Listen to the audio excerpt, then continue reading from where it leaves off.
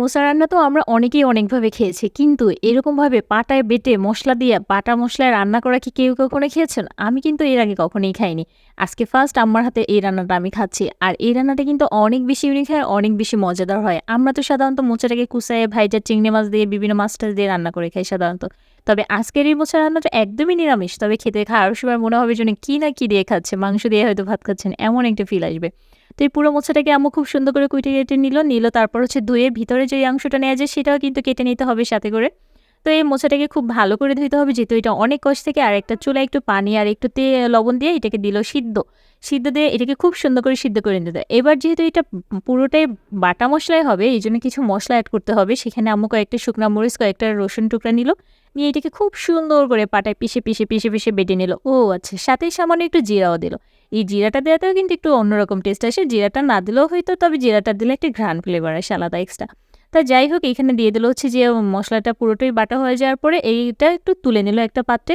এবার কয়েকটা পেঁয়াজ বেটে নেবে। আর এটা যেহেতু পুরোটাই বাটা মসলাতে এক্সট্রা আস্ত কোনো মসলা দিব না আমরা। এখানে পেঁয়াজটাকে খুব সুন্দর করে বেটে আম্মু তুলে নিয়ে নিল।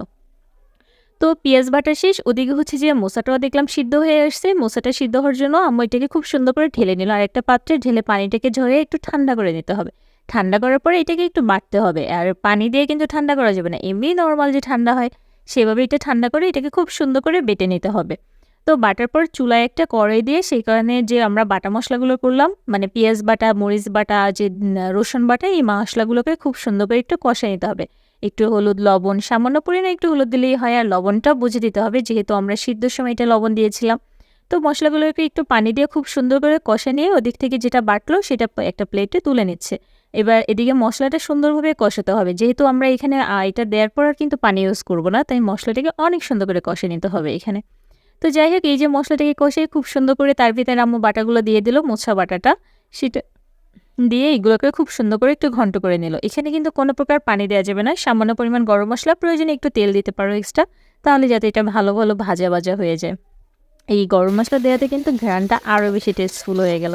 আর এটাকে এত সুন্দর করে শুকনো করে উঠানো হয়, পুরো একটা ভর্তা ফ্লেভার চলে আসছে। মোচা কিন্তু আমাদের সবারই খুব পছন্দের, সেটা যেভাবেই আমরা খাই না কেন। তবে এইভাবে রান্না করলে দেখবা ফিদা হয়ে যাবে।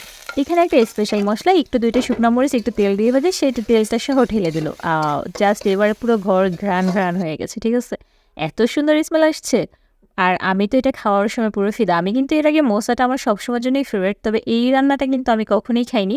এই ফার্স্ট টাইম আমি এই রান্নাটা খেলাম। আমার দেখে খুব ভালো লাগলো আর ইচ্ছে করছিল খেতে, তাই আম্মুকে বললাম।